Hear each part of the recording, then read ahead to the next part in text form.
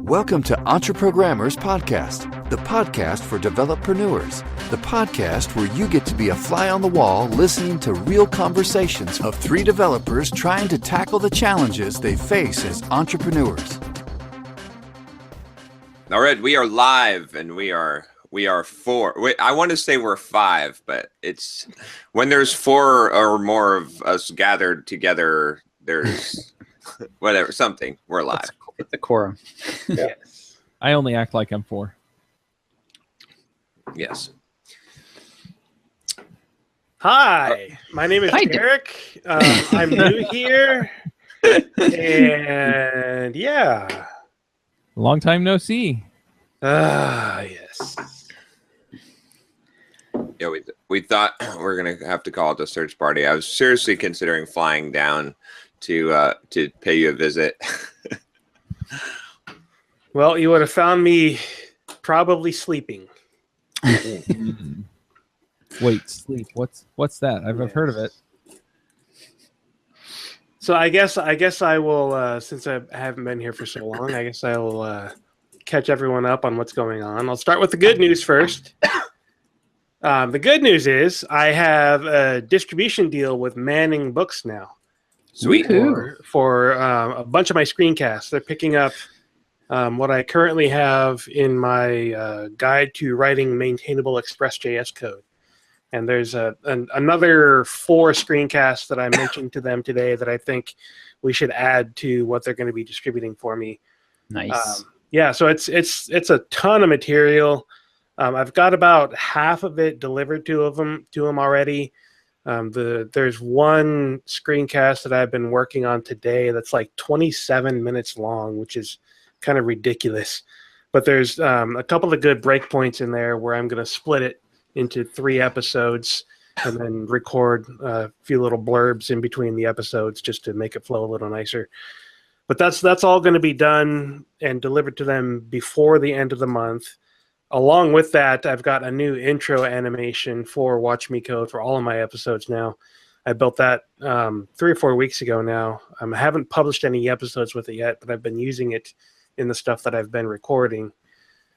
So it's a much shorter animation, looks nicer, has more of a Watch Me Code style to it. So I'm going to be using that moving forward, which will be nice. Sweet. On the not so fun news, with my absence over the last 4 weeks, my business is kind of tanking right now, and I'm in some financial troubles again with everything that I have not been doing and all that kind of stuff, which kind of tails into why I've been gone for so long, which I want to talk about if you guys are okay with that. Sure. Yeah, let's do it. So in the spirit of being open and honest the way that we always are, anybody that's watched this show for more than a year or so, or has paid attention to my blog for a while, knows that I've gone through minor episodes of depression in the last few years, even just a couple years ago within this show, periods of time where I'd just be down for a while. And eventually I work my way out of it. I get back into a good swing of things and life moves on and I get back to my regular routines. Well, in the last 6 months, I've just continuously sank lower and lower and lower, and things have been more and more difficult me to the point where I guess it was like 9 months ago when I started therapy, started going to see a therapist about other things initially, about my anger issues and things like that, dealing with my family and family needs and things like that.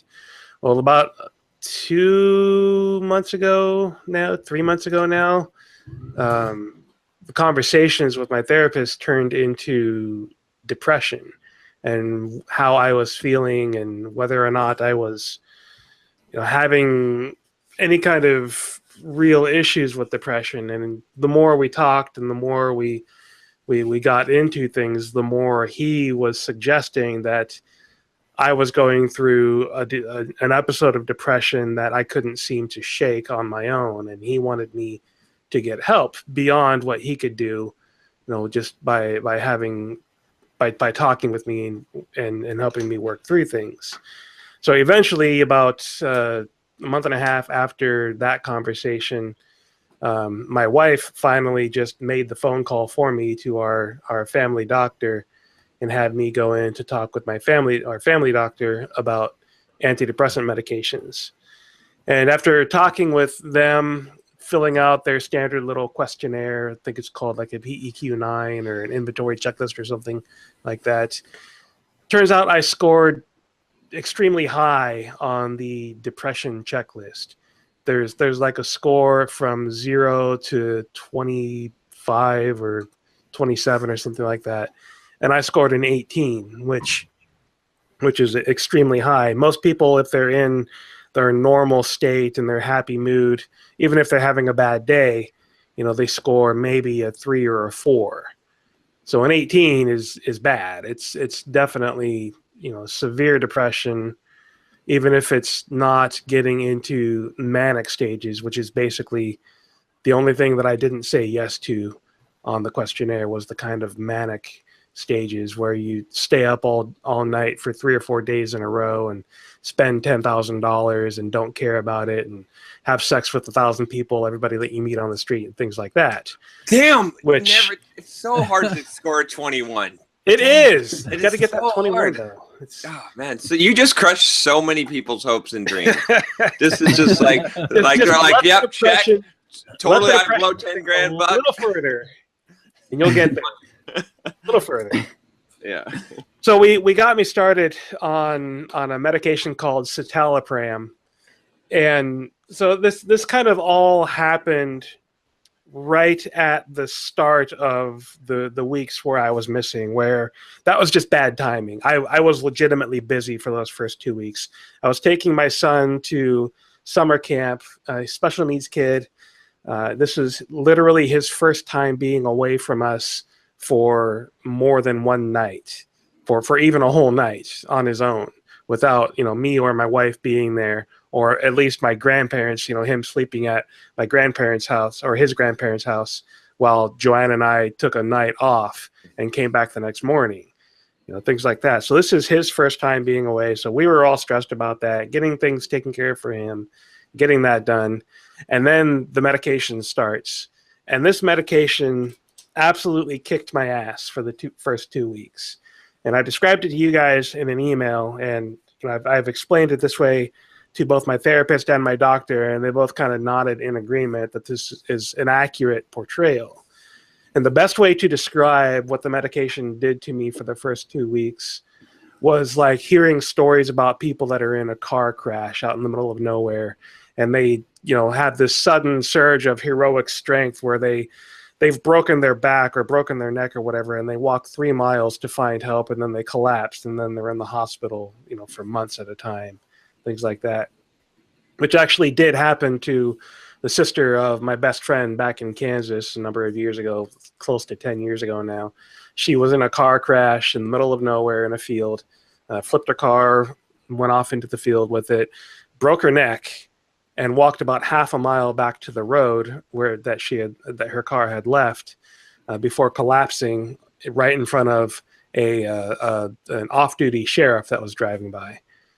That strength, that desire to push forward, to know that you need to find help and safety. That's what people talk about. Like, I knew I needed to get help. I knew I couldn't just sit there or I was going to die. And so people, they push through it. Your body goes into shock. You have that superhuman strength or whatever it is. You push forward until you're in safety. And then you crash for a second time because you've found help. So your body just gives out and you're gone. You're in the hospital for weeks. You're in therapy for months, things like that. I'm basically going through that same kind of thing right now, only it's not physical, it's entirely mental. The moment I started that medication was like the moment that I finally found the help that I needed.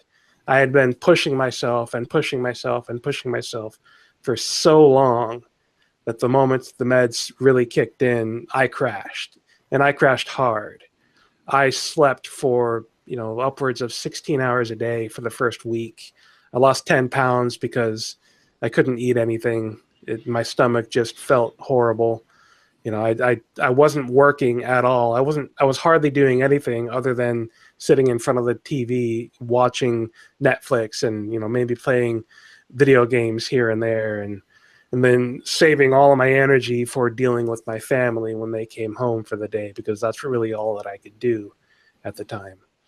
And so it took about 2 weeks for me to get past that initial, quote unquote hospital stay, so to where I could actually start functioning again.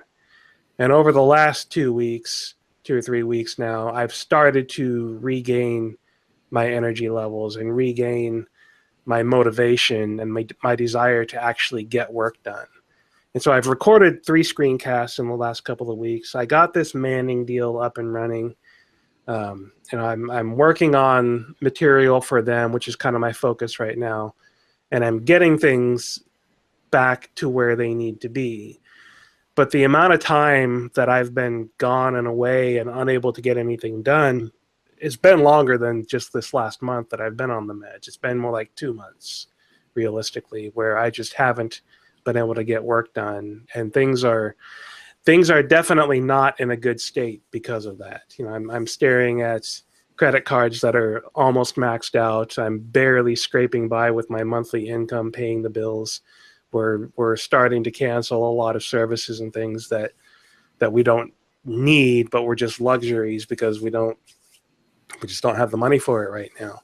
So we're making a lot of changes in order to get through the financial, difficulties that we're having right now, expecting that at some point in the future, my income will pick up again and we'll be able to pick up back to, that level of lifestyle that we've been comfortable with for so long. But we got to get rid of this credit card debt first, which I have some ideas on how I'm going to do that, but I need some of these efforts that I'm putting in right now to start paying off. The thing with Manning, some of the training stuff that I've been trying to get with some large companies, which still haven't landed yet. I've been reaching out to people to talk to people about additional consulting work, because my one major healthcare client, I literally have 12 hours per calendar quarter with them at this point. That's a 30-minute discussion in and of itself, but the end result being they cannot pay me to work anymore because the budget for the IT department was literally cut in half because the IT department has been such a giant ball of failure for the last couple of years. So they were given an ultimatum. You have no money and you have to get everything done within a year or else. And that meant cutting that meant cutting all of their consulting hours and making their employees work 60 hours a week and all kinds of just god awful nightmare with them. Bricks without straw. It worked well for Pharaoh. Exactly. So I've got a couple of things, Derek. I think everyone is holding their breath, waiting to see what John is going to say at this point. It's true. But I love you, Derek. I do. I seriously, like, you're like a brother to me. Of course, we disagree philosophically on depression and medication and whatnot. And I'm not going to get into like a huge debate about that, because I'm glad that you're here and I'm glad that you're feeling better. And I hope that you continue to feel better and that you are able to get off the meds and figure out, a way to operate and stuff. So I'll say that, yeah, and I'm not going to get into a whole debate about that, but I've got something that like really is strongly on my heart that I'd like for you to take a look at, because I feel like it would help you, medication or not, which is to look at a couple of things. One, if there's like maybe one book that I think would be extremely beneficial to you, would be Tony Robbins' Awaken the Giant Within.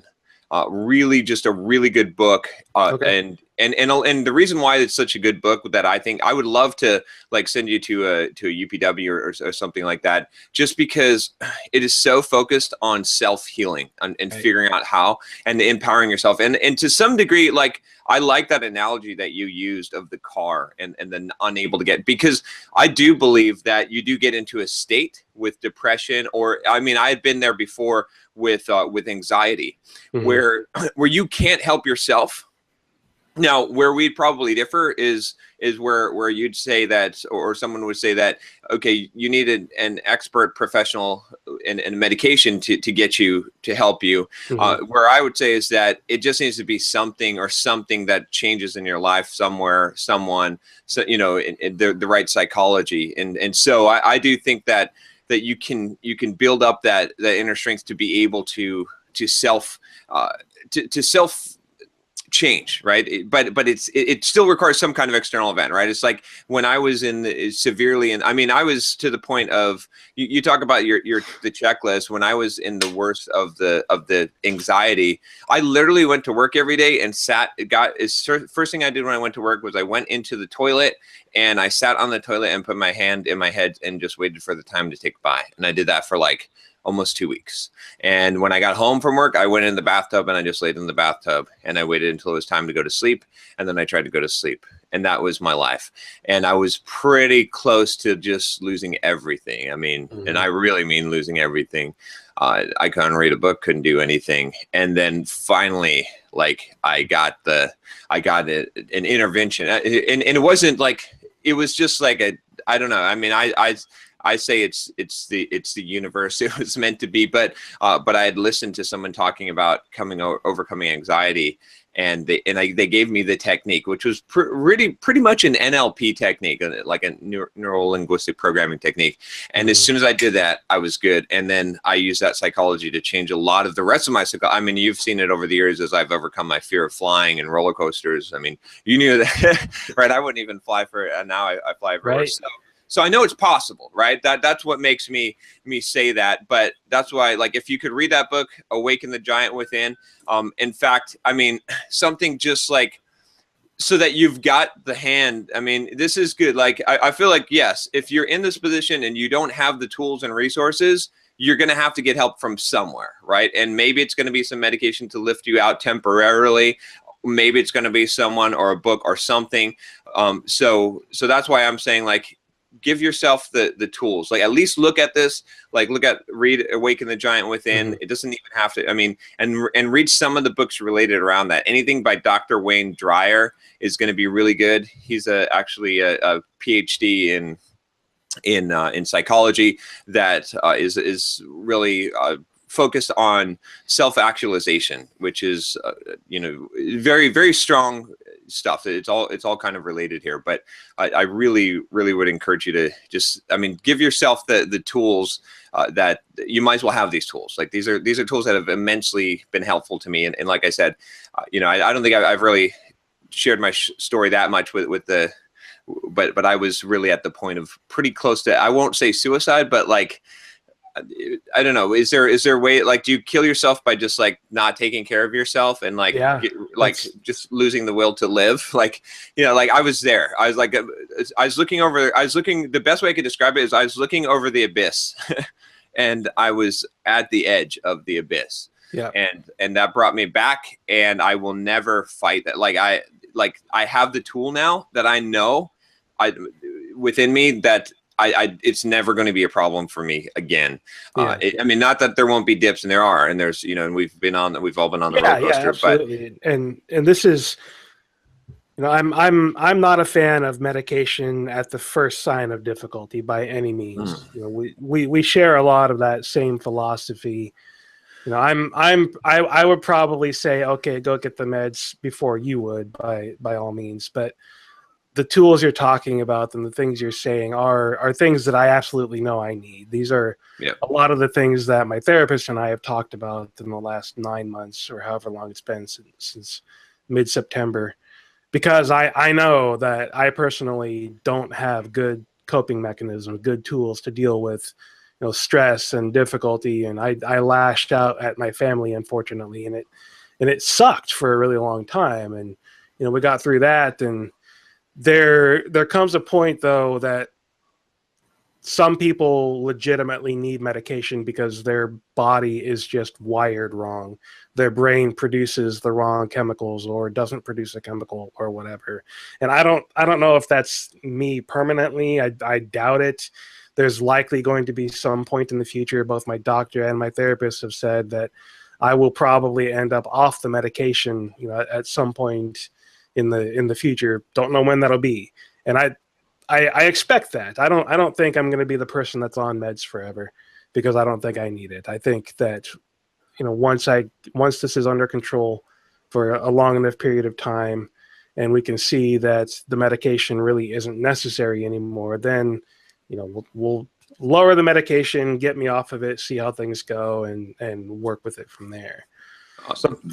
A big part of why I want to talk about this on the show, especially, is just because there are a lot of people out there that are in a situation like I've been in, where, a large reason, one of the biggest reasons that I haven't been on the show with you guys in the last few weeks is not because I didn't want to be here, didn't want to get the support that I've needed from a business perspective, but because depression is the biggest asshole and liar that you can ever imagine, in terms of making you feel that no one else could ever understand what you're dealing with. Right. Even with people that I know have gone through serious depression, have been suicidal, have been on meds, have done everything that I'm going through now. Even with people in that I know have had this experience, I don't like talking about this stuff with other people, because of the way depression lies to you, because of the way it makes you feel. And that is the absolute worst thing that I did to myself. It's been incredibly difficult for me to sit down with a guy that I pay to let me talk to him. My therapist, I pay him as a professional, let me listen to you person. It's incredibly difficult for me to begin the conversations and to start talking about the way that I am feeling and the way that I'm dealing with things, because I have an incredibly difficult time explaining it in a way that makes sense to anyone else. It's not logical. It's not something that can be expressed. It is an emotional state of chaos and confusion and just bad things all around. But for anyone else out there, especially in the entrepreneurial world, because it's an incredibly common thing for entrepreneurs, it's just the way we're wired for whatever reason. For anyone out there that is having issues, even if you're just going through a little slump and you realize that you don't have the tools to cope with it, and you don't have good coping mechanisms, or whatever it is, take that first leap of faith and find the help that you need, whether it's the books that John is recommending as a good first step, or calling a therapist, or whatever the case may be. I mean, it took my wife basically saying we're done for me to start therapy, and basically her calling the doctor for me to start getting the meds so that I could start fixing my life and getting things turned around. I was turning into an absolute miserable asshole, angry all the time and lashing out at everything and just destroying my family, myself, and my business. And you feel guilty. And you feel guilty when you do that, and it creates a downward spiral that you can't get out of. It's a death spiral, because guilt makes you you respond to the guilt by being more depressed, which gives you less patience, which makes you do more of the things that you don't want to do, and then you go down. And that's why I totally agree with you. You got to figure out something that breaks the pattern, whether it be you have to break that cycle.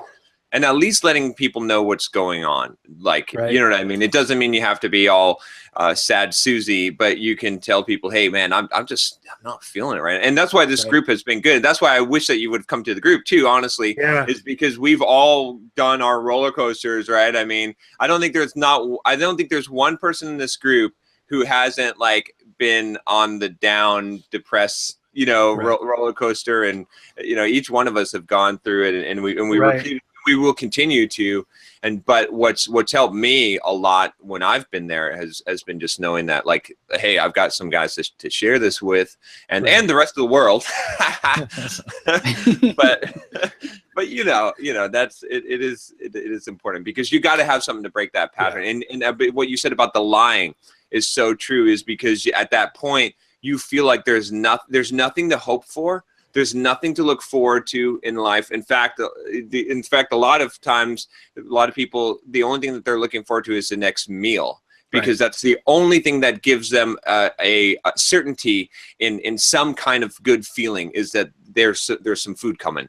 But you lose all hope, and so you don't have the perspective, and so you've got to have something to shake up that perspective. But again, that's why I'll say too, like Derek, definitely read that, but I can feed you a ton of books also that will just, because it's like having armor defense to know that because once you get so far down the spiral, man, that's when it's like, it's hard to get back. But if you have the defense and you know it, and you've got the cognitive, your own psychology, that you can sort of pull yourself out of the dip before you go over the edge. Too far down. Then you can really help yourself a lot. But I mean, honestly, Derek, like, I would love to like start with like Awaken the Giant Within, and I've got a ton. And this is advice I would give just to anyone too, is just like, if you know you're struggling with any of these things, and I do agree, Derek, there is a possibility that there is definitely some people that really have something wrong with them. Right. It's a very, very small percent. Most people can, and even if you do, you could still find some benefit in what I'm about to say, which is fill your head, fill your brain with all of this good stuff as much as possible, right? At least you could do that. I mean, if you're going through and you have the inclination for this kind of stuff, like read stuff that makes you go, like Tony Robbins stuff, and read, what's it, As a Man Thinketh, and read all these positive psychology things that will really make you feel empowered and help you, and you'll have that. Like, if you surround yourself with that, I mean, it's so true. It's like whatever you take in, that's what you become. And so, like, taking good stuff, if you're and also cut out the bad stuff. Like, don't watch Walking Dead, or don't watch kind of crap that's like despondent and like is going to make. Don't go on Twitter and listen to millennials whine about how life is unfair, right? And don't read the liberal news that's going to make you upset at the world, right? I'm not even trying to be political here. I'm just saying, like, the stuff that's going to make you upset at the world and make you feel more despondent, cut all that shit out. Take only positive stuff in. And and maybe it's not going to, if you've got a serious chemical imbalance, okay, I'll give it. I'm not going to cure you, but it's definitely going to improve situation. And that's going to give you the tools to help you in the future. So that's what I would say. So I think we're actually in a pretty good amount of agreement, Derek. Absolutely. I'm pretty happy about this. I just it's funny because you're talking about this, and I mean, I don't know that I've gotten to the point of depression to where I was just, you know what, I can't get out of this on my own. But I mean, even over the last month or so, we've been talking about some of my cash flow issues, and I was pretty down just a week or so ago. And it's funny that you talk about this because, and John in particular with your solutions, or at least helps for this, because I started doing the Miracle Morning again this week. And so, I've been getting up, and I just, I listen to a book while I go for a walk in the morning, and then read my scriptures and things like that. And it's so interesting just how much of this, I'm probably not as far down the rabbit hole as you got, Derek. But for me, I think I have two thoughts on this. One was just that I think I needed to go through that, like all of the emotional down, just to get it out of my system, just to get over it. Just to say, you know what? Yeah, this really sucks, and it's okay to feel bad about it. Yep. And then the other thing is that in the scriptures, it's okay. Well, things are going to be hard, and then they're going to get better. And in some of these other books that I've been reading, the latest one I've been reading is called "Ego is the Enemy," and anyway, and he talks about. It's funny because that's not necessarily like a rah book, right? But it's at the same time, it's, hey, look, here are some people that went through some stuff. And here are the things that they did or didn't do that got in their way or didn't get in their way. And so, a lot of these things just put it back into my hands and, put the ball in my court and made me realize, what, there are things that I can do that will, elevate where I'm at. And so, by today, I mean, I got up at 5 this morning and did my routine, and I've just been feeling really, really great. Even though my problems aren't completely resolved, I feel like there's at least light at the end of the tunnel. And I think, in your situation, the medication and just knowing that there's a way out, helps. And so, if it's medication, if it's some of these other self-help techniques, just feeling like there's an answer, Right. that there's a solution, that you're not stuck where you are. And I think that's kind of what I'm seeing, at least at this point. Your problems aren't solved by any means, but at least that, hey, I'm in a place now where I can actually go handle this. Yeah, there is a light at the end of the tunnel, and I know it's not a train. Yeah. And I'll tell you one thing, that it's just helpful in just something I've always really fell back on, which is that you should, in any given moment, you're exactly where you need to be right now. Whether you believe in fate or whatever, you're exactly where you need to be, because you are developmentally, right? Sometimes it's easy to judge an acorn and say, you should be a fucking tree, right? And it's wherever you're at in your business, in your life, in your personal development, in habits that you're trying to break or build, it's you have to accept where you are. And just accept it. It's okay. It's totally okay, right? It's even to be depressed, it's fine to be depressed, right? Because it's you're fighting, when you're constantly fighting against you and you're judging yourself and you're you feel guilty all the time. You've got it's so debilitating on a person. But sometimes I just I biff it big time, and I just have to say, hey, John, you know what? The reason why you biffed it is because you screwed up. Cool. Okay. But it's because where you need to be is here and where you are is here. But in order to get there, you got to go through this. This is the midway point. You're at so if you never get to the midway point, you can't get to the higher point. So it's kind of good that you biffed it here. It's kind of good that you screwed up, and it's totally acceptable and okay. It's not okay to accept that and at the level of anything about it. Exactly. But right now, you're exactly where you need to be in life right now. And this is, you've got flaws, you got problems, but you're on the way. And there's always a midway point on the way to wherever you're going. And you're at the midway point. And so I just try to, same thing with you're saying, Chuck, it sounds like you accepted the situation and yourself and what happened and where you're at. And that's going to make you feel a lot better, because now you can move on. But when you're kind of denying it and you're like, no, this can't be, or this I don't, or this is wrong, or this is I'm wrong, then it really those are the times where you really go into a place of darkness, because we're all messed up. We're all fucked up. We all screw up all the time, right? And but we have to accept ourselves, really. It is such an important, where you're at right now. It doesn't mean you don't have motivation, doesn't mean you don't have drive, doesn't mean you don't want to change situations. But if you can't accept reality and who you are and where you are right now and love yourself at that, I know it sounds a little weird, but at that moment, then it's going to be very hard to reach any other level. But I just thought I'd throw that in there, because that's something that's been extremely powerful in my psychology. Yeah, so there's a number of things you guys have said that I want to play off of for a moment. John, a minute ago, you talked about how sometimes people get to that point where the only thing that keeps them alive is looking forward to that next meal. And for me, I've never been suicidal. It's never been anything that's crossed my mind. That's so there are two things on that checklist from my doctor: the manic stuff and the suicidal stuff that didn't get checked for me. But the things that really kept me going at the worst a few weeks ago was really, it was my kids, and it was playing video games. Mm-hmm.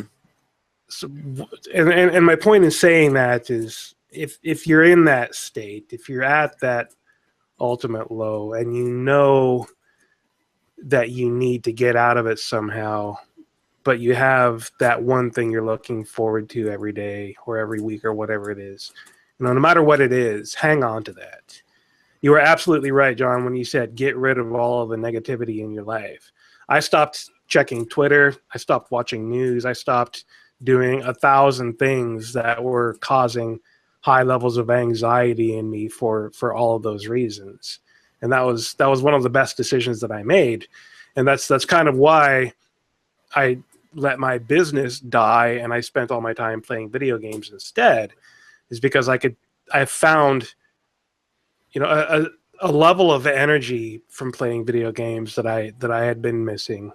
And I found a sense of accomplishment that I had been missing. It gave me some drive to continue on until I finally started really getting through the worst of it with the meds and started the real recovery process. But my kids and video games is kind of what pushed me through those first couple of weeks of the meds to really get me through past it. And then, Chuck, what you were saying about, it's okay to feel sad. It's okay to be depressed, and it's okay to be in that situation is also absolutely true. One of the worst things about depression is when you get down low enough, you don't even feel sad anymore. You just numb. Just absolutely numb. And the only emotion that you can feel is this sense of emptiness, that there is nothing there and nothing worth it, nothing to do, nothing. And that's when it's the absolute worst. That's beyond sadness and beyond despair. It's nothing. And it's incredibly debilitating because you just don't care about anything anymore. And I've dealt with that level in the past in my life when I was in middle school and high school, to the point where, I stopped brushing my teeth because I didn't care. For like 5 years, I would take a shower maybe once every week because I didn't care. I'd wear the same clothes multiple days in a row because I didn't care.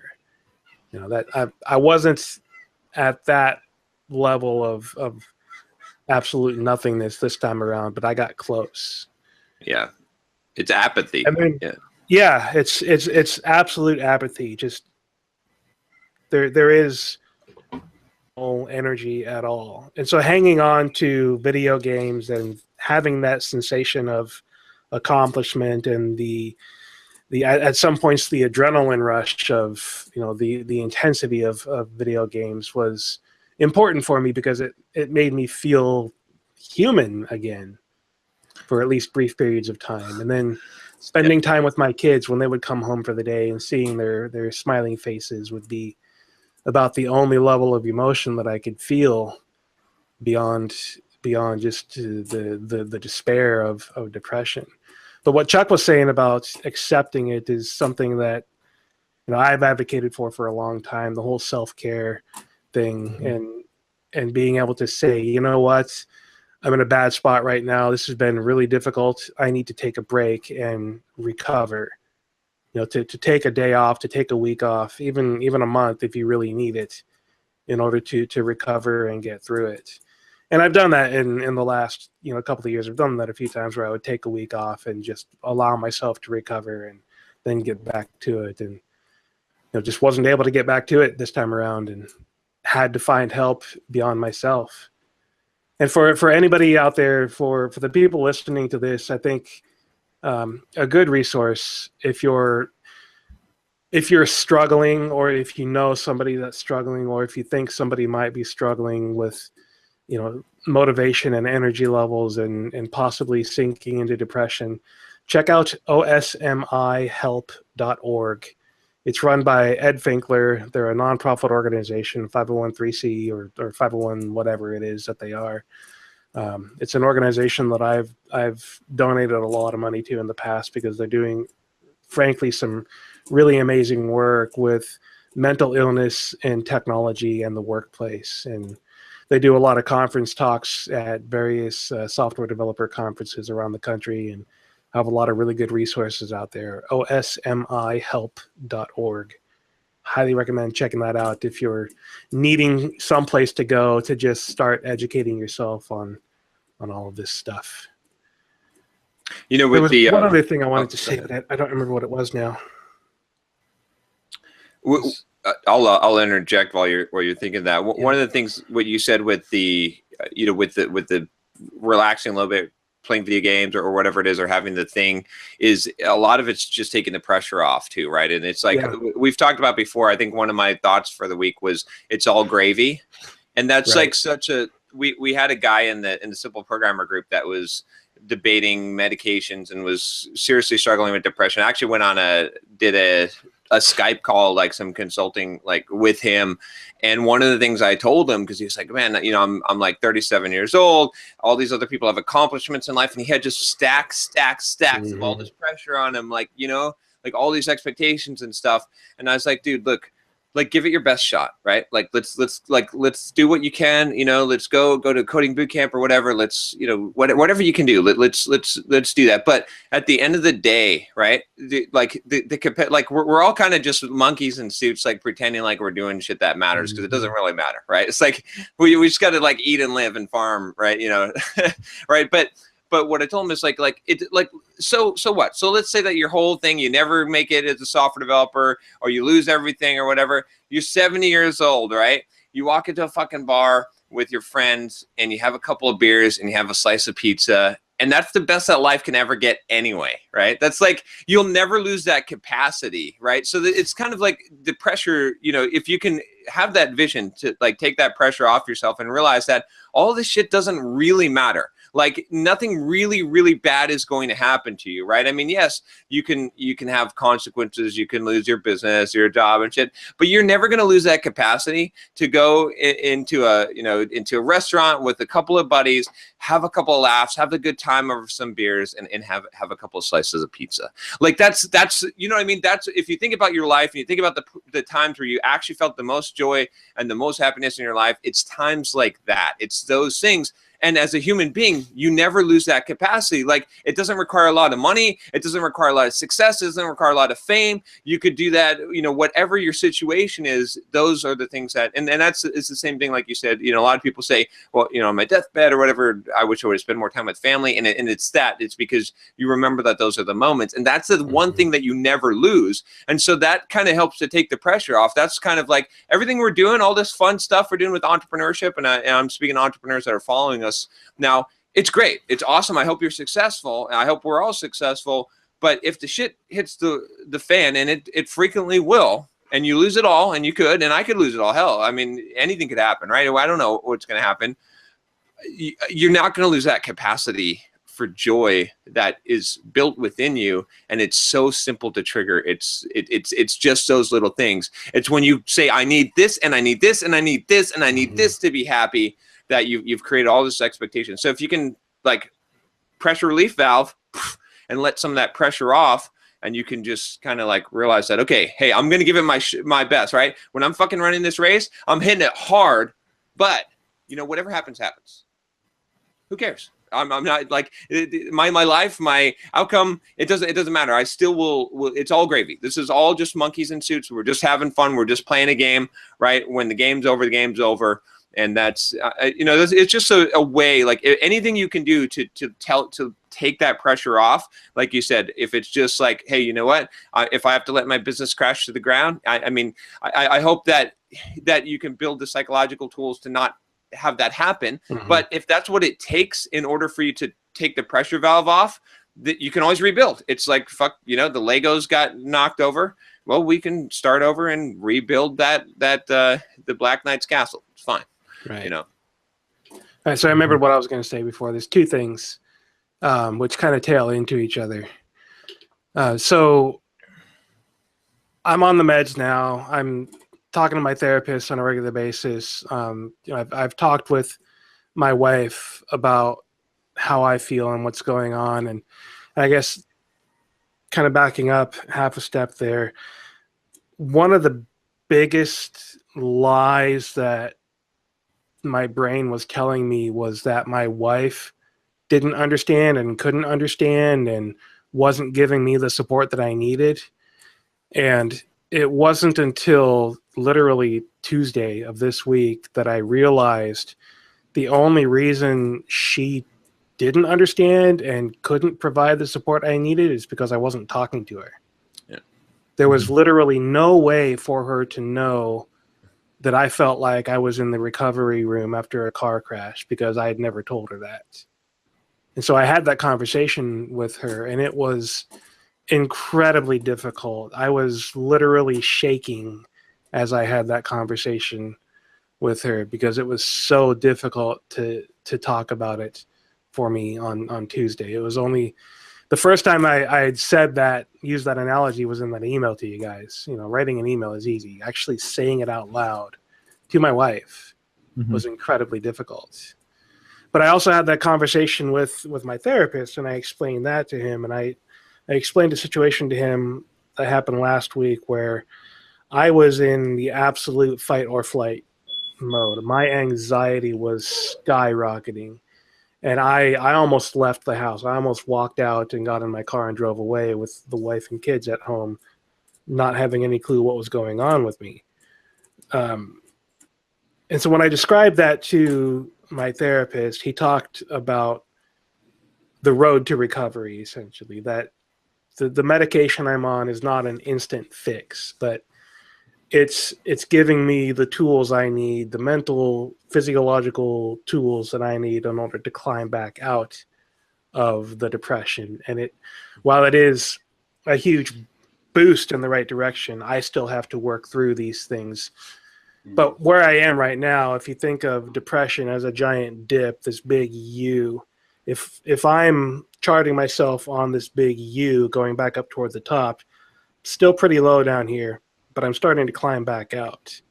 And the first thing that happens when you start climbing back out is you actually get an increase in energy level. The more you climb up, the more energized you get to continue to climb up. But when you're still really far down there in the depression cycles, and you start getting this energy, well, that ends up translating into anxiety in a lot of cases, which is something that I've never really had to deal with in my life. And I've always been the person that can look at anxiety and just laugh at it and go on about my business. And now anxiety is like a real thing. Like, you know, not to the level that John was describing earlier about laying in the bathtub and sitting on the toilet for hours on end, but the fight or flight level of anxiety where I couldn't be in the room. I couldn't be at home. It just absolute, you know, the abyss of anxiety, jump off or run away, you know, fight or flight levels of anxiety. But I'm getting through that a little easier. I talked with my wife about that as well and explained and apologized profusely for the incident where I almost walked out. She didn't even realize that I had almost walked out because I couldn't explain how I was feeling. They just weren't words for it at the time. But there's, you know, things in relationships get difficult because you have this person that loves you and wants to support you, but they don't know how because you can't tell them, especially in the mode, in the moment, in the situation. And so one of the things that we're doing is having, you know, key phrases that I will use when I end up in that situation again, because I expect it to happen again. I don't want it to, but it probably will. So the key phrase for me is a pretty simple one. You know, I'm freaking out right now. You know, if that phrase comes out of my mouth in the middle of an argument, that's you know the sign to my wife that I need space. I need some time by myself. I need, you know, whether it's a few minutes or an hour or whatever it is, but I can't deal with the situation right now because my anxiety level is too high, and I'm going to end up doing something that I regret later, and I don't want to do that. I got a one up for you. All right. I love that concept. Take it, instead of saying I'm freaking out right now, modify it to be something like a lizard shitting on our sofa, like Yeah, something ridiculous. If you do something ridiculous, this is funny. What will happen is it's called a pattern interrupt, and it'll change your state like instantly, and your wife's state, because it's ridiculous, right? And you can't say something ridiculous like that intensity, like you're like, man, I'm so, and then you're like, and then you remember that you're supposed to say a lion just licked my balls. And then you're like, and then it changes your state, like, and it changes the other person's state. So like, figure out something ridiculous, and then it also reminds you that everything that's going on is ridiculous because your mind is lying to you, because what you're thinking and what you're saying and what you're feeling right now is not reality. It's your mind lying to you. And so like, yeah, pick something ridiculous. It'll be fun, right? And you can have multiple ones of these. I do it actually to myself. I have a few of them where I say something when I'm sitting in traffic. Right. And I'm like, one of them I say is that like these are just empty shells, or like, you know, I do a couple of funny ones that just like, it breaks you out of that state. But yeah. Pattern interrupts like that are definitely a good tool. So the crazy thing about this, and this is weird to say, but the anxiety levels that I am seeing right now are a good thing. It's very strange to say that, because knowing my capacity for anxiety right now means that I have the mental energy, the psychological energy, the emotional energy to actually experience that anxiety, which means I also have the capacity to feel happiness and joy and contentedness and sadness and all these other things that have been missing for so long. So it's like, okay, this sucks because I'm feeling incredibly anxious right now. But at the same time, it's like, oh, that actually is progress. That's better than being unable to feel anything at all. And I got one more for you on that. So you'll like this one too. This is actually from actual psychology studies that you can find. Your wife probably is familiar with the studies as well, which is that they found that the physiologically, anxiety and excitement are exactly the same in the body. It's only the mind that makes the differentiation between the two. So this was something that's really helpful to a lot of people, like with stage fright or something like that, is if you're feeling anxiety, right?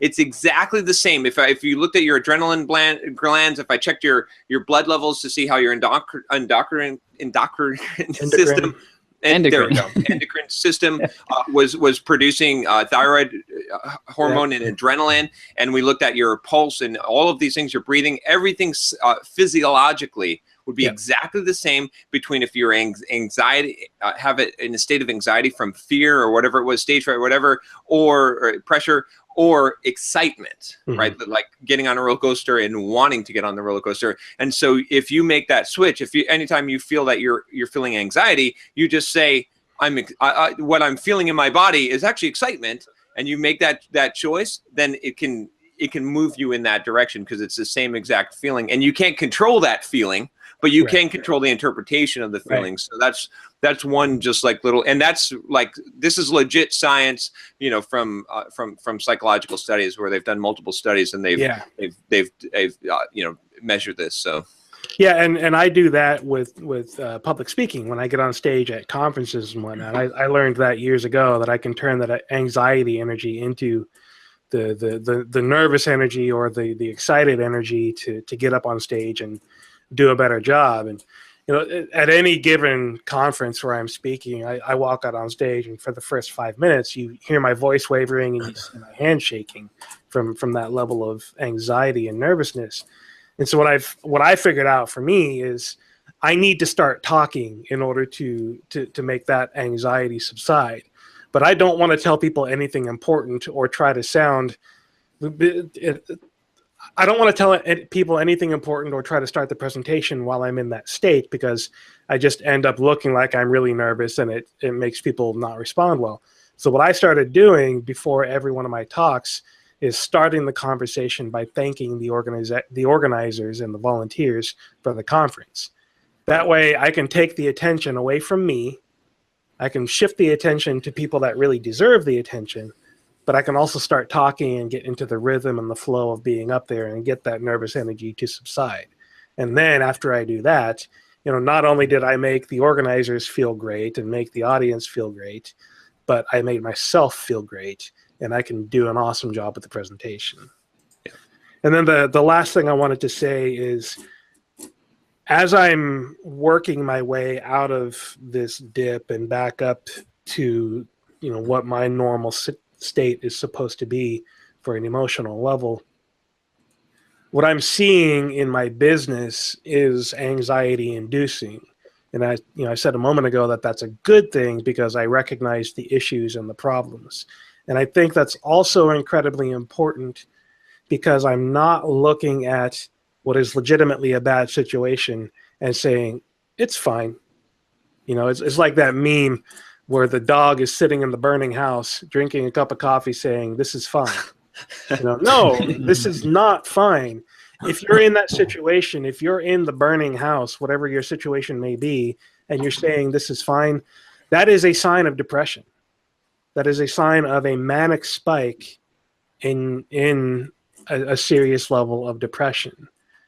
That was one of the things that my therapist pointed out to me, which is why he started recommending, talking to my doctor, is because on any given day I could look at Watch Me Code and my business in general, and whatever the level of my business was, whether it was doing well that month or doing shit that month, didn't matter.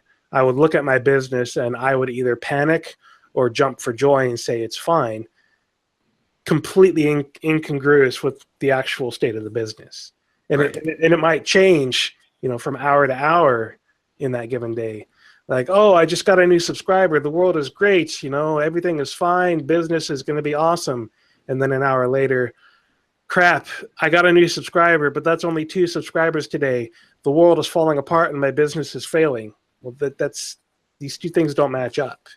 And that level of incongruent, emotional response to things was one of the signs that my therapist saw in me to get me pushed down the road of getting the additional help.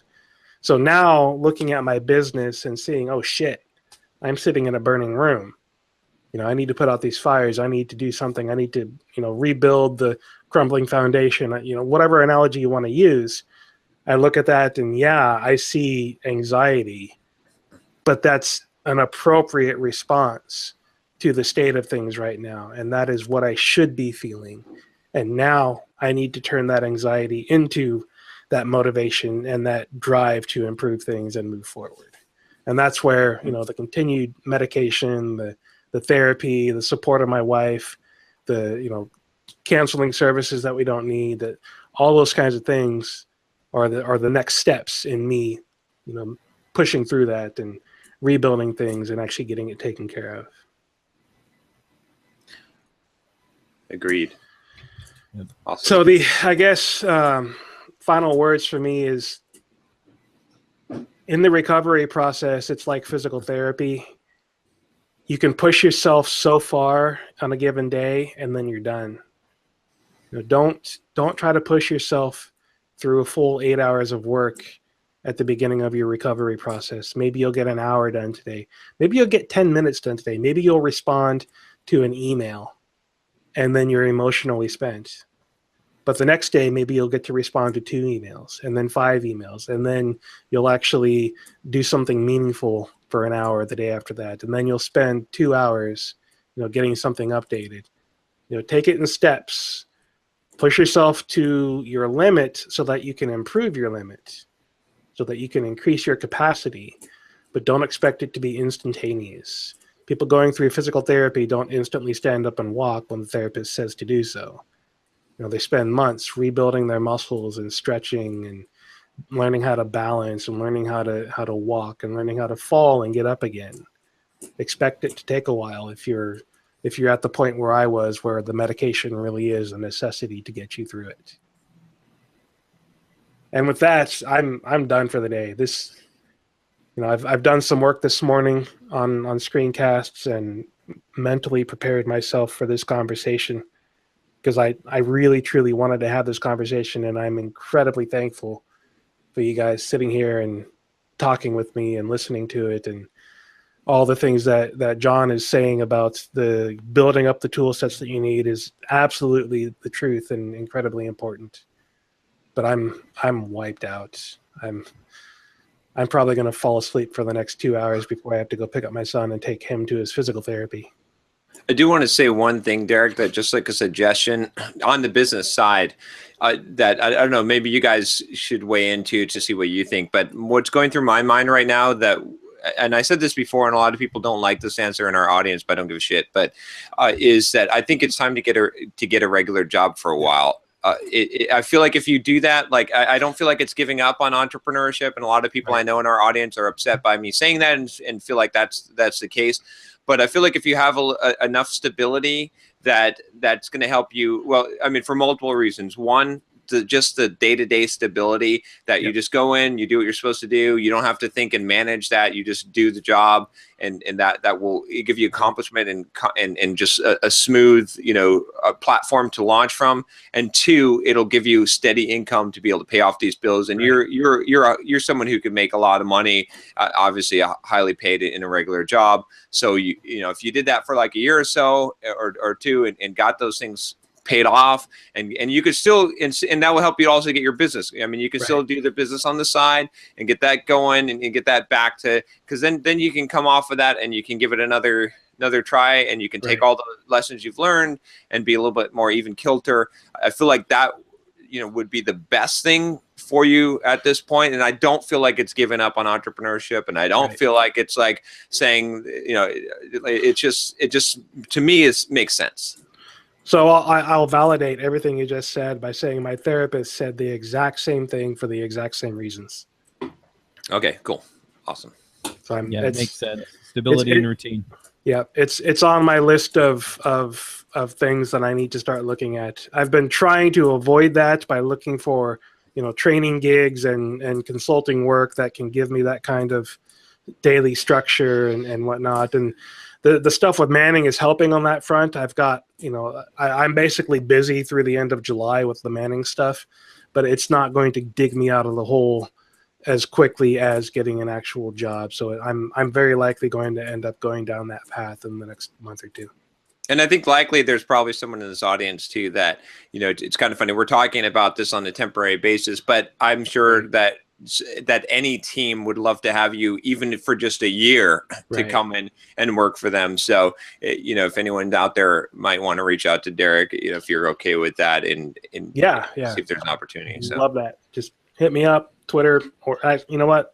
Not Twitter. That's a bad idea because I don't check Twitter. Just in my website, DerrickBailey.com, you'll find my about page and my contact info, Derek at DerrickBailey.com or Derek at MeetedSolutions.com or DerrickBailey@gmail.com. I have like 50 email addresses that all go to the basically just Derek at anything you come up with. Derek or Derek Bailey at whatever you can think of, and it's probably me. Yeah. All Besides, when I joined the show, we were talking, or not deliberately not talking about when someone was going to quit their job. So we could go back to that. Yeah, exactly. Exactly. All right, guys. I really do need to go from just a I'm drained perspective, but also we got to go pick up my wife's car. Okay. So. All right. Thanks, guys. I appreciate it. All right. Good to see you, man. Love you guys. Make sure you take care of yourself. Yeah. If you ever need to call me, just give me a fucking call, dude. All right. I will. Thanks. All right. Should we do our thoughts, or does anyone else have anything? I'm glad to see Derek back. Yeah. Yeah.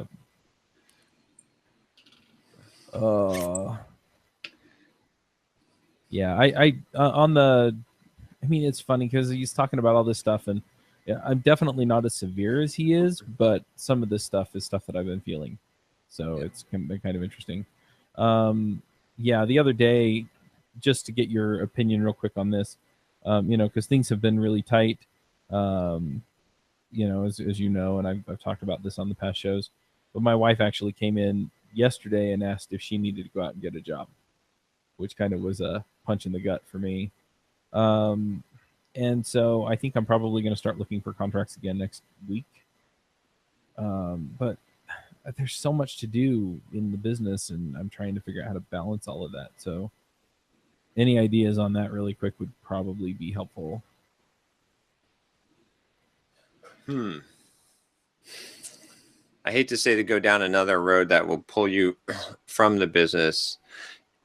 If you can cut expenses as much as possible and figure out how to make this work, even if it's going to be uncomfortable for a while, where you're going to have a very tight budget, to me, that makes the most sense, because you could give it 6 months and see if you can get the growth where you can start accumulating some savings and whatnot. I mean, you're not in dire straits like Derek with maxed out credit cards. At least I'm pretty assuming. close.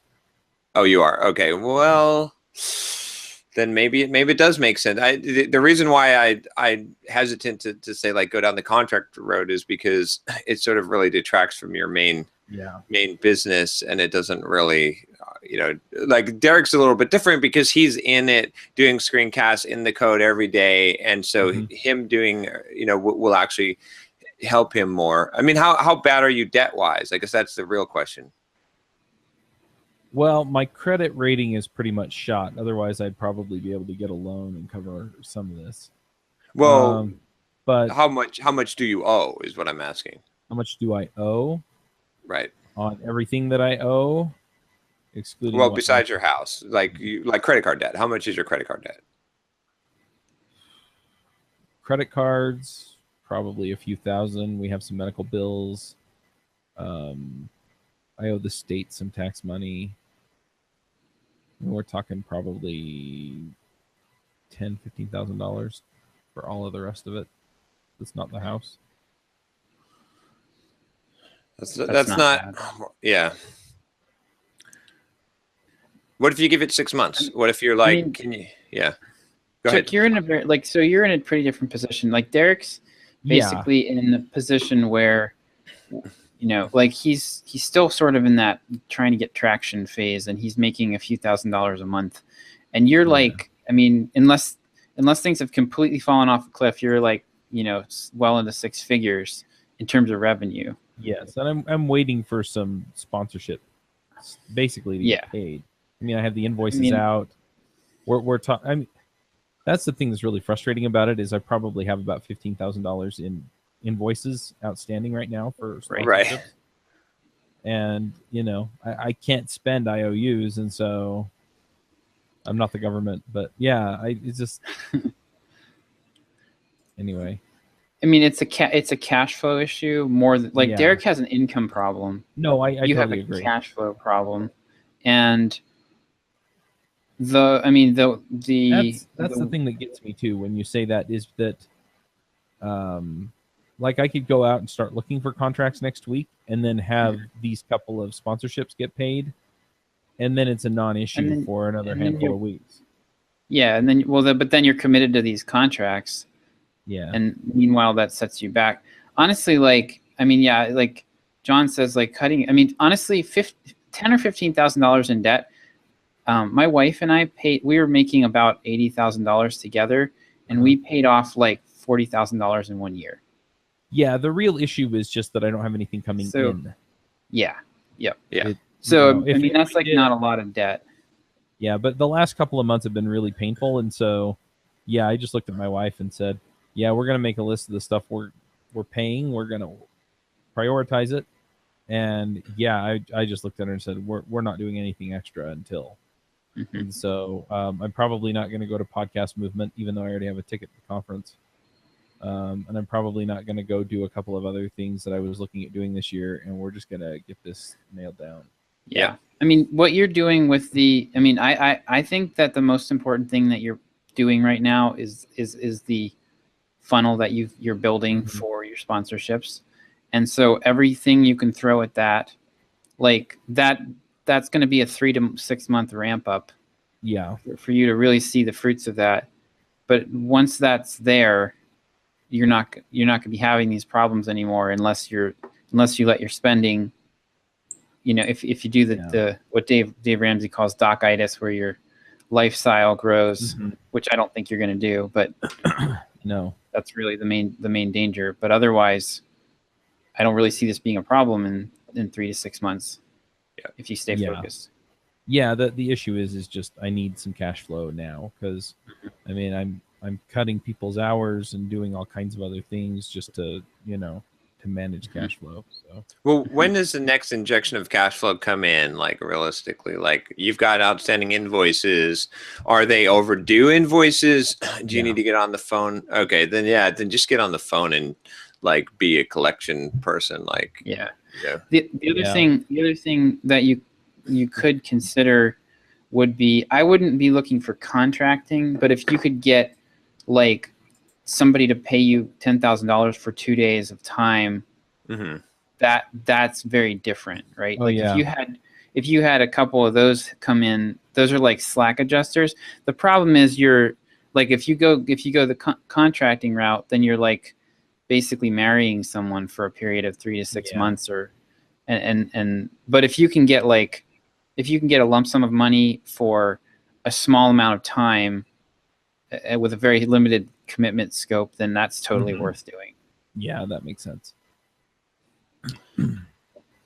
Yeah. If you can, knuckle down and get through it, I think you'll be fine. I agree with everything Josh said, and it is a different situation than Derek's. It's just, but get on the phone and just like harass these people to get you paid. That's unfortunate. You'll have to eventually figure out how to not get into those situations. Like what we've done now at Simple Programmer, I just started doing this. I got sick of I got sick of people not paying me, and so what we pretty much do now is we have everyone pay up front.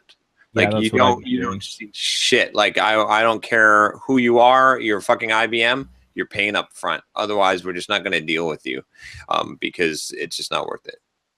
Yeah, and that's what I do. So, and that's the follow-up I send out too, is essentially, hey, look, I'd really like to get your sponsorship in the show. I think there's some good timing coming up because of this and that.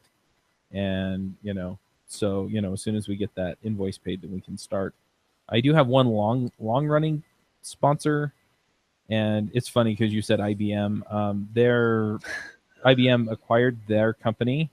Yeah. And they just switched everything over to IBM's marketing, and that's the holdup on that particular payment, is that the one hand isn't talking to the other, and so I'm just having some trouble finding the right person to talk to say, hey, look, you got to pay this, or I'm going to stop your sponsorship. And then that may be what it comes down to in another week or two, but they've been around for long enough to where I'm just like, you know what, guys, I've given you some goodwill. I've run your sponsor ads longer than you paid for. But yeah. All right. Well, sounds like you know what you got to do. I mean, if you get down, you can always give it, like I said, I would put a time limit on this too, 6 months maybe. Can you make it through 6 months? And then, I mean, if at the end of 6 months, this stuff isn't panning out and you're further in debt rather than out of debt, then it's time to really start thinking about some other possible choices. Then it's time to consider something else. But at this point, like, it just like, let this, what you're doing with the sponsorship is the thing. I mean, if that doesn't work, I hate to be like that, but if that doesn't work, if creating this pipeline and getting that sponsorship doesn't work, then your whole business model doesn't work. I would say, right? That's like, you can almost say like, then you have to do something else, because that is like the bread and butter. So that's why I would give it a long enough time and give it your full effort, because what would suck is this. This would be the worst suck, is if you go and you get some contract jobs and you spend half time, and it's not just going to be half time, because see, again, difference between you and Derek. Derek is actively coding in Java. Well, when he's not playing Call of Duty, he's actively coding in JavaScript. He's a lot more fresh on JavaScript and stuff. You're not actively coding very much. So if you do take a contract job, you're going to have to learn. You're going to have to relearn. You're going to have to you're going to spend a lot of time training yourself. So it's not like you could just like, Derek could take a JavaScript job and just go, and he wouldn't have to like study up anything. But that's, I'm assuming that's not you. And so what would suck the worst would be is if you essentially like take a bunch of these contract jobs, and that's getting you by, or getting some of the debt paid down. And like over the next 6 months or 7 months, you just don't have enough time to really work on the business stuff, on the sponsorship. So you never give it a chance to bear fruit.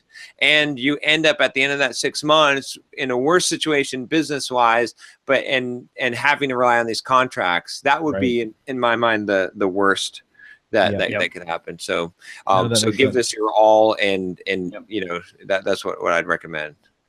The other thing would be I don't get the sense you're doing this, but just make sure that with the sponsorship stuff you don't prematurely hand it off.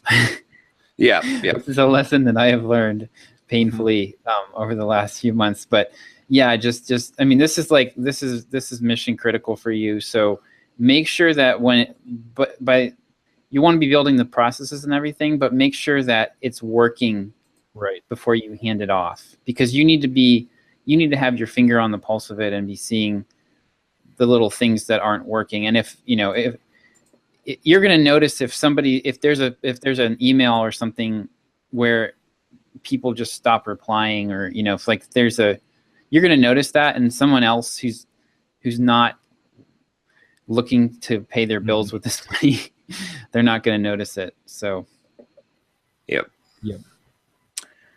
But all right, shall we do our thoughts for the day? Yeah. We do have quick news. We did get the books out. Yes, the books are published there. Well, I guess we could say it. They're on Amazon now, but if you want to pay full price for them, go for it. But they're going to be on sale next week. So for the launch. Yep. You can wait. Yep.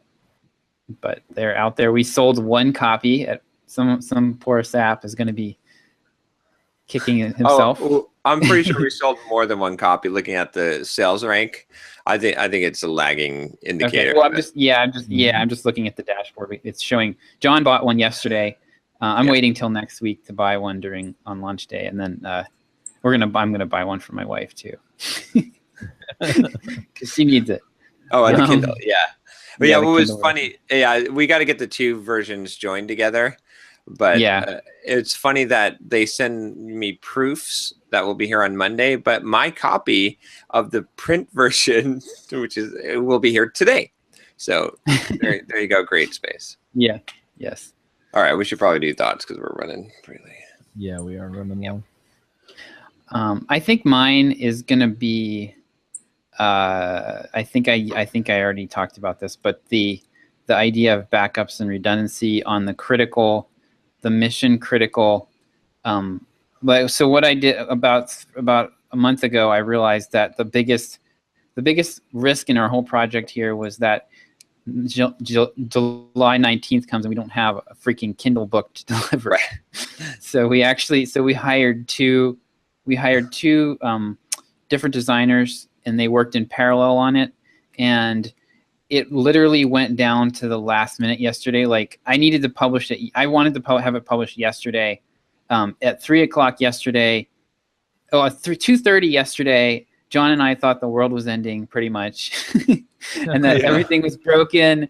And it was looking like we were going to have to go with our backup person. But since I had the backup, I was able to compare what we were getting from both. So basically, the book had a bunch of errors, and there was navigation problems and all this stuff. And because I had two versions of it, I was able to compare them, and I realized that the same glitches were present in both. And it was because the way that Amazon generates the previews that we were looking at, they were not what was going to be in the store. Like, it's crazy. There's literally, I told John, it's the Nancy Pelosi testing approach. We have to publish the book to find out what's in it. Because we literally, there's no way to know what the book is going to look like unless you publish it and download it from the store. And so pretty much what everybody says is, like, you have to publish it about 3 to 5 days ahead of time so that you can actually buy it and have time to publish updates and stuff if you need to. But we literally published it, and every problem we were looking at went away. I was Yeah. like, holy cow, this is crazy. So, but we would never have published it if we hadn't had the backup version. We probably would have wasted a couple more days going back and forth with the designer trying to fix things that weren't actually a problem. So, and then just having the backup gave me a lot of, I felt like I had options and gave me a lot of, I was pretty stressed out, but I would have been freaked if I hadn't had that. So, yeah. Mine would be that, you know what, like, none of this shit matters. Like, you gotta always, like, you again, say that now. well, no, I mean, like, Oh man. like, we're having fun. We're playing a game. Like, life is a game. Life is not that fucking serious. And a lot of shit, I'm not saying that bad stuff can't happen, but the worst of the worst stuff at any moment is really not that bad. Like, yeah, and I'm saying this as I'm cursing myself. But what I mean by that is, it's like, you just got to remind yourself that, like, okay, so what if I lost my job? All right, fine. You know, so what? Then I'd have to go and find another job. Or so what if I lost my business, or if this thing happened to me, or my bank account got drained, or I had to start over again. Might be fun to start over again, right? Well, you know, maybe it'd be fun to go through the witness protection program and build a new life. I mean, you know, I'm joking, but I'm also not, because honestly, it's like we thread all of these things. And, you know, one thing like going through the crazy kind of high discipline shit that I do has taught me, you know, eating one meal a day and running 40 miles a week and all this stuff. And at one point living so frugally that it was ridiculous, is that, like, man, like you like most of the stuff that we fear we don't even need to fear, because it's not that big of a deal. I just interviewed a guy on my YouTube channel. He's called The Homeless Educator. He's a homeless guy that has a YouTube channel and teaches people how to get their degrees online. And he did that by choice. He's choosing to live to be able to do his dream, what he wants to do in this world. He's choosing to take live on $250 a month, right, to get $190 of food stamps and use that and sleep in a sleeping bag near Starbucks, or I forget how he's got his setup, but basically to subsist on $250 a month while creating a ton of stuff on the internet, creating YouTube videos, doing interviews, right, all this stuff. And it just made me realize that it's like, you know what? I mean, that's like we've created all this shit, and it's great. I mean, it's and we get stressed out, and it's good, and it's good that we're not just totally apathetic like Derick was saying, but at the same time, none of this shit really matters that much. I mean, what is the worst that's going to happen to you, right? I mean, especially if you, again, I'm saying this from the perspective of I'll actually use the word privilege. I'm privileged to live in the U.S., right? To live in a country where, and I will acknowledge that amount of privilege, because, and the reason why I'm going to acknowledge that is because pretty much here, even if you fuck up completely, like, you're going to get government assistance. Like however bad you think it is, it's really not that bad. You'll probably, like, if you're at the worst level of poverty in the US and getting government assistance, you're going to be better than 90% of the planet. So what I'm saying is that, like, all of this stuff does not matter so much. Like, do your best, give it your best shot, give it your best run, you know. And even like yesterday, like, man, if we would have screwed up this launch, if we never got the Kindle version or whatever, I mean, it would have been upsetting. We would have been upset. We would have been stressed out. But hey, shit happens. What are you going to do? We're going to cry about it, going to, like, you know, go into depression about it, or you're just going to get over it and just say, hey, this is what happened, and this is life. So yeah. So take the pressure off. Realize that it's all gravy. It's all gravy, baby. So I'm laughing because I'm imagining me and John, like, failing to launch this book and figuring out, like, this is the best thing that's ever happened to Simple Programmer. Yeah. I think my thought, you know, kind of mirrors a lot of this, and some of the things that we talked about today. One of the things that I've been putting into my schedule is to just take some time to code. Yeah. And I wrote this big long rant. I think I emailed it to you guys. Bless you. and I sent it to some friends on Facebook and stuff. And anyway, I realized that, you know, it was one of those days where I was just like, I freaking hate my life. You know, I don't want to work. I hate doing what I'm doing. And what it really came down to, you know, we didn't have a lot of time to go into a lot of this, but the folks that were writing or doing the podcast show notes essentially didn't get anything released on time for a week. Yeah. At least the editing is happening properly now.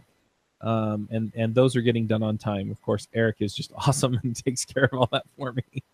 But anyway, so it was super frustrating. And then, you know, I had some other things going on, and I was worried about the money and everything else. And anyway, so I was talking to some folks, and I was just like, you know what? I really miss coding, and I really want to do it. And so I basically had a couple people tell me, look, you know, that kind of self-care, you know, where you just you do something that you want to do or enjoy doing. You know, for Derek, it was video games, you know, and for me, it's fiddling around with Ionic and building mobile apps is what I've been playing with. And, you know, just taking that time is important. And so, you know, even if you feel like you have a million other things to do, I mean, take a little bit of time to do the thing that you really enjoy or the thing you really wish you could do. You know, in my case, it doesn't cost me anything except for the electricity to run my computer.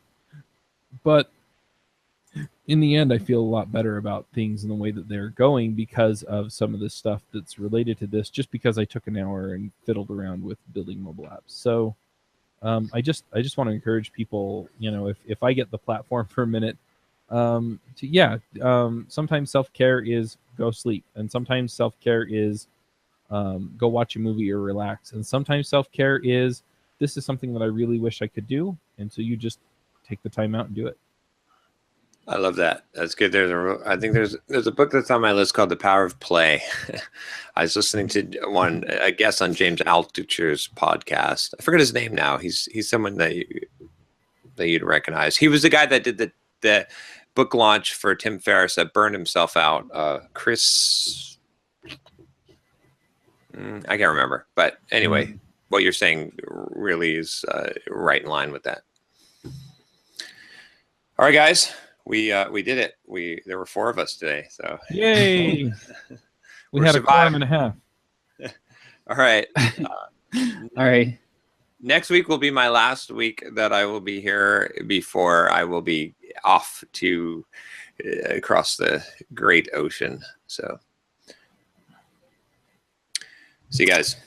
Alrighty. Bye. Wanna start a business, but you just know how to code. Listen to John, Josh, and Derek as we figure it out. We are the Yantra programmers, and we'll teach you straight up to be developers.